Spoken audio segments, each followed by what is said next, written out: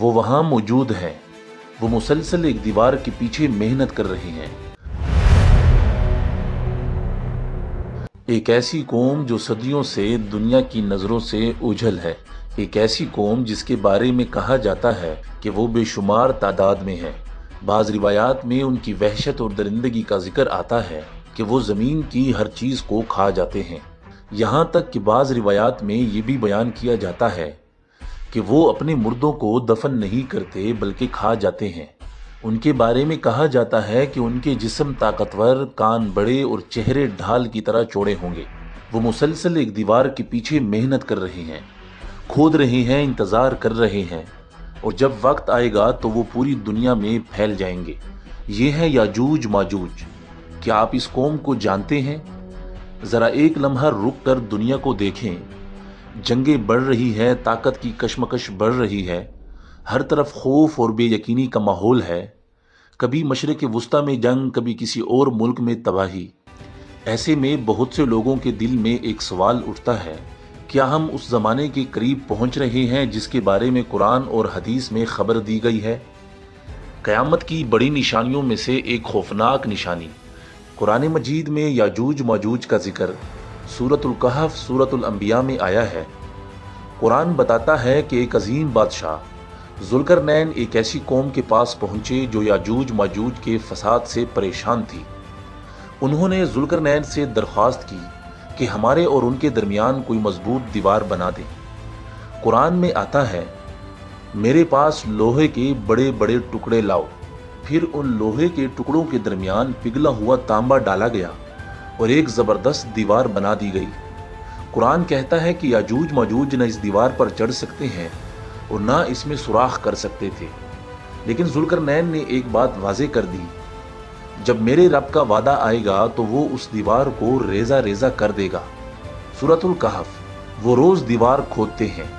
احادیث میں آتا ہے کہ یاجوج ماجوج ہر روز اس دیوار کو کھودتے ہیں۔ جب شام ہوتی ہے تو وہ کہتے ہیں کل آ کر اسے توڑیں گے، لیکن وہ انشاءاللہ نہیں کہتے۔ اگلے دن جب وہ آتے ہیں تو دیوار پہلی جیسی مضبوط ہو چکی ہوتی ہے۔ پھر ایک دن وہ کہیں گے کل انشاءاللہ اسے توڑ دیں گے، اور اگلے دن دیوار وہیں سے ٹوٹ جائے گی۔ ان کی تعداد اور طاقت احادیث کے مطابق یاجوج ماجوج کی تعداد بہت زیادہ ہوگی۔ وہ زمین پر پھیل جائیں گے، کھیت کھا جائیں گے، درخت ختم کر دیں گے، اور حتیٰ کہ بڑے بڑے پانی کے ذخیرے بھی پی جائیں گے۔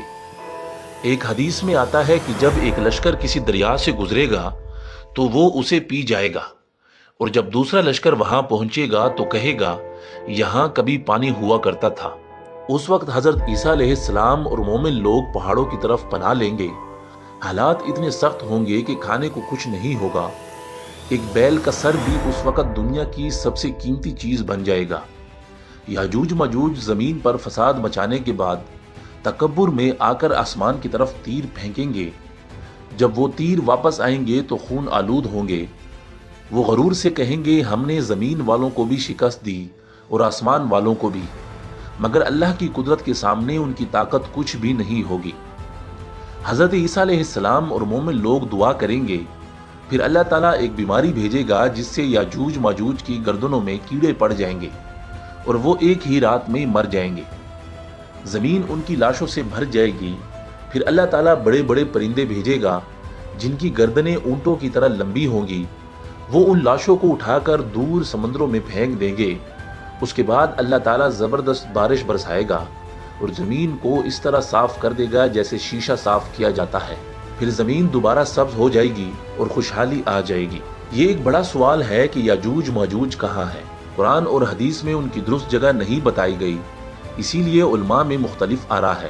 بعض اسلامی مورخین اور جغرافیہ دانوں کا خیال ہے کہ یہ دیواریں کفقاز کے پہاڑوں کے علاقے میں تھی، جو آج کے جارجیا اور آذربائیجان کے قریب ایک تنگ درے میں موجود تھی۔